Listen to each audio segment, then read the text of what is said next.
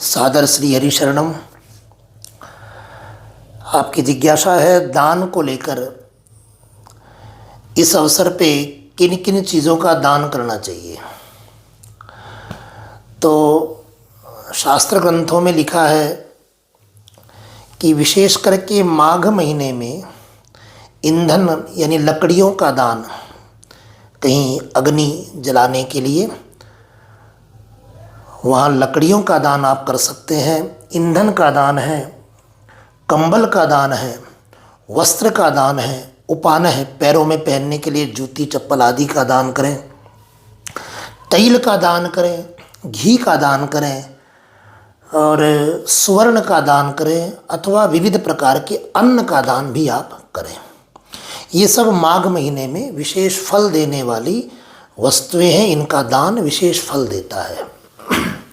इसके अलावा कृषरान्न, जो मकर संक्रांति पर लोग विशेष रूप में उसका भोग बनवाते हैं, प्रसाद करवाते हैं, वो है खिचड़ी। कृषरान्न बोलते हैं खिचड़ी को। खिचड़ी का भी आप कहीं पर वितरण करवाएं, भोग बनवाकर उसका प्रसाद बंटवाएं, ये भी एक बड़ा महत्व रखता है मकर संक्रांति के दिन।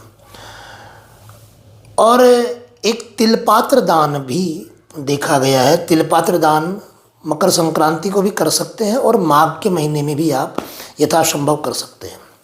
तिलपात्र दान में तांबे के पात्र में तिल भर के और उसके ऊपर एक सोने का टुकड़ा, अपनी सामर्थ्य के अनुसार जो भी आपको उचित पड़ता हो, तांबे के पात्र में तिल भरकर उसके ऊपर सोने का टुकड़ा रखें और उसको हाथ में लेकर भगवान विष्णु का ध्यान करते हुए किसी ब्राह्मण को वो तिलपात्र का दान करना चाहिए।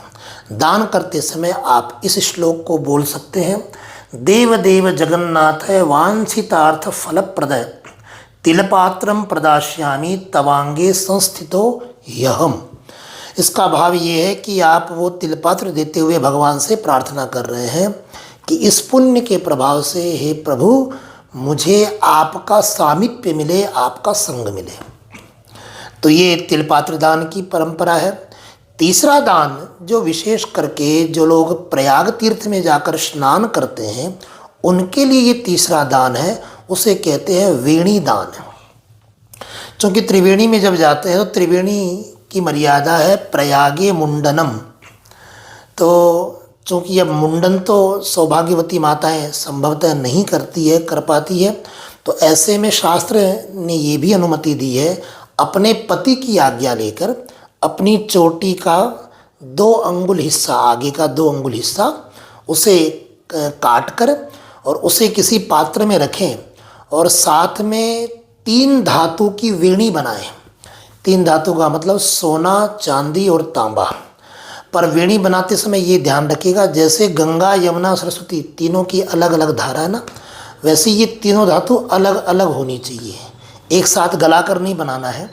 सोने का अलग तार हो, चांदी का अलग तार हो और तांबे का अलग तार हो। फिर इन तीनों को आपस में गूंथना है।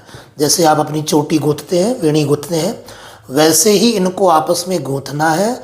और ये भी साथ में लेकर, चाहे तो किसी बांस की टोकरी में ये सब सामग्री रख लें, साथ में वस्त्र और कुछ श्रृंगार की सामग्री भी रखें और इन सबको त्रिवेणी के प्रवाह में प्रवाहित कर दें। अथवा तो यदि वहाँ कोई ब्राह्मण उपस्थित हो, तीर्थ ब्राह्मण, तो त्रिवेणी का स्पर्श करा के, जल का स्पर्श करा के उस ब्राह्मण को भी देकर उसे भी संतुष्ट करें तो अच्छी बात है। तो इस प्रकार त्रिवेणी में स्नान करने जब जाएं तो ये वेणी दान करें। और यदि आप अपने बालों का हिस्सा नहीं रखते हैं तो कोई बात नहीं, खाली 3 धातु की ये जो वेणी बताई है, सोने, चांदी और तांबे की, इन तीनों को मिलाकर जो वेणी बनाई गई है उसका दान करें। और 2 अंगुल से लेकर 12 अंगुल पर्यंत अपने सामर्थ्य के अनुसार आप वेणी दान कर सकते हैं।